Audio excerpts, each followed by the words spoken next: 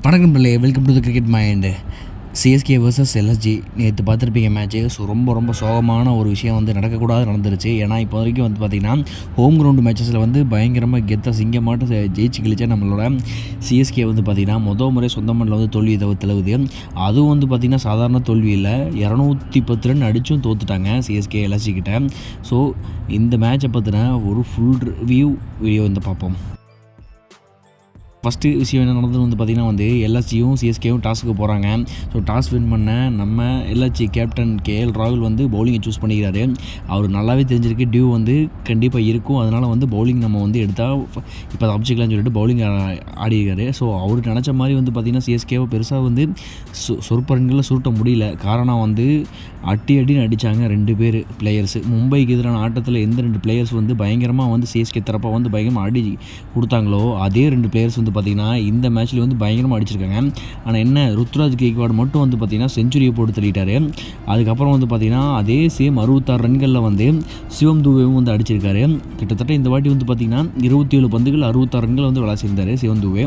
So starting பண்ண நம்ம CSK டீமில் வந்து பார்த்திங்கன்னா ஃபஸ்ட் பேட் பண்ண ரஹானே வந்து விக்கெட்டு வந்து பறி கொடுத்துட்றாரு. ஸோ அவரோட ஓப்பனிங் இறங்கினா நம்மளோட ருத்ராஜ் கெய்க்வாடும் அப்புறம் டேரல் மிச்சலும் வந்து ஆடிட்டுருக்காங்க. டேரல் மிச்சலோட விக்கெட் போன உடனே வந்து பார்த்திங்கன்னா வந்து ஜடேஜா வந்து இறங்குறாரு. ஸோ ஜடேஜாவும் வந்து பார்த்திங்கன்னா போன மேட்ச் மாதிரி ரொம்ப நல்லா ஆடவும் இல்லை, ஸோ ரொம்ப சோபிக்கவும் முடியல. அவரால் அவர் விக்கெட்டை வந்து வெட்டுறாரு.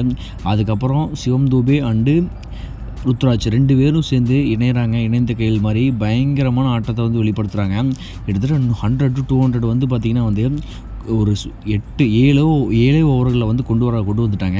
ஸோ கடைசி ஒரே ஒரு பால் மட்டும் தலைக்காக விட்டு கொடுக்குறாங்க. அந்த இடத்துல வந்து பார்த்திங்கன்னா ஃபேன்ஸோட கரகோஷம் வந்து வேறு லெவலில் போய்கிட்டு தான் இருக்குது.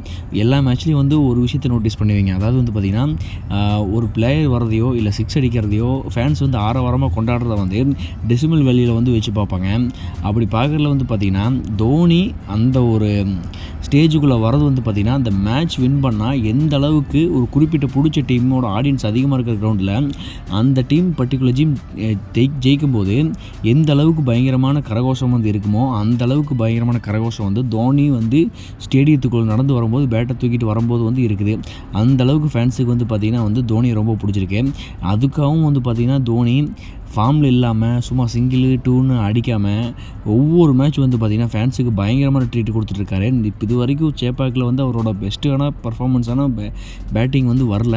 இனி வர காலகட்டத்தில் கண்டிப்பாக வர வாய்ப்பு இருக்குது.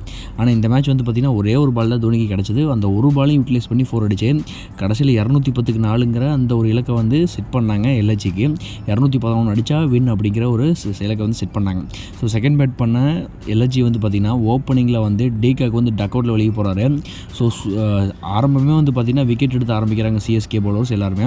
அதுக்கப்புறம் வந்து பார்த்திங்கன்னா பவர் பிளேயில் பெருசாகவே ஸ்கோர் பண்ண முடியல. கேஎல் ராகுல் விக்கெட்டும் வெளியே போயிடுது.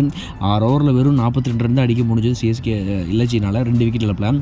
அதுக்கப்புறம் ஸ்டாய்னஸும் டேவிட் படிக்கலும் வந்து பார்த்திங்கன்னா வந்து நிற்கிறாங்க. ஸோ 2 பிளேயர்ஸும் வந்து ஓரளவுக்கு நல்லா தட்டி கொடுக்குறாங்க. அதாவது படிக்கல் பெருசாக எந்த ஒரு இன்னிங்ஸும் ஆடலை. அவர் பிடிச்ச 20 பாலில் 13 ரன்கள் மட்டும் அடிச்சுட்டு போயிட்டார். ஆனால் இவர் மட்டும்தான் வந்து பார்த்திங்கன்னா நின்று ஓவருக்கு 12 ரன் 13 ரன்னு சீரான ஒரு ரன் ரேட்டை வந்து கொடுத்துட்டு இருந்தார் ஸ்டாய்னஸு. அதே சமயம் அவரோட 50 வந்துருச்சு சீக்கிரமாகவே. அதுக்கப்புறம் படிக்கலோட விக்கெட்டு வெளியே போக உள்ளே வந்து அறுப்பா பூரான்னு சொல்லிட்டு அவர் வந்து ஆடினாரு பாருங்க. 15 பாலில் 34 ரன்னு சிஎஸ்கேக்கு ரொம்பவுமே அள்ளோட வச்சுட்டார் எல்லா பவுலர்ஸையுமே. அந்தளவுக்கு பயங்கரமான ஒரு பர்ஃபார்மன்ஸ் வந்து கொடுத்துருந்தாரு. அதுக்கப்புறம் அவரோட விக்கெட்டை பற்றினா வந்து தூக்குனதுக்கப்புறம் வந்து பார்த்திங்கன்னா கொஞ்சம் வந்து மூச்சு விட்டாங்க. ஆனாலும் இன்னொரு பக்கம் இருக்கிற ஸ்டாய்னஸ்னு அவரோட பேட்டிங் வந்து பார்த்திங்கன்னா வந்து நிறுத்தாமல் போயிட்டே இருக்குது. ஒரு கட்டத்துக்கு மேலே செஞ்சுரியே போட்டாருங்க. செஞ்சுரி போட்டதுக்கு அப்புறமும் வந்து பார்த்திங்கன்னா வந்து பயங்கரமாக ஆடிட்டு இருக்காரு. ஒரு பக்கம் இவர் ஆடினதுனால மட்டும் ஜெயிக்கல, இன்னொரு பக்கம் வந்து பார்த்திங்கன்னா தீபா கூடாவும் வந்து பார்த்திங்கன்னா அவரும் ஒரு பங்குக்கு 6 4ன்னு விளாச. ஸோ 2 பக்கம் வந்து பார்த்திங்கன்னா ரன்ஸ் வந்து மழை குஞ்சிக்கிட்டே இருந்துச்சு. சிஎஸ்கே பவுலர்ஸ்னால என்ன பண்ணுறதுனே தெரியல. அப்படி போயிட்டு இருந்த கேமில் கடைசி ஓவரில் ஏதாவது ஒன்று பண்ணுவாங்கன்னு பார்த்தா ஒரே ஓவரில் 17 ரன் தேவைப்பட்டுச்சு. அந்த கண்டிஷனில் முஸ்தாஃபிசர் வந்து பவுலிங் பண்ணுறாரு.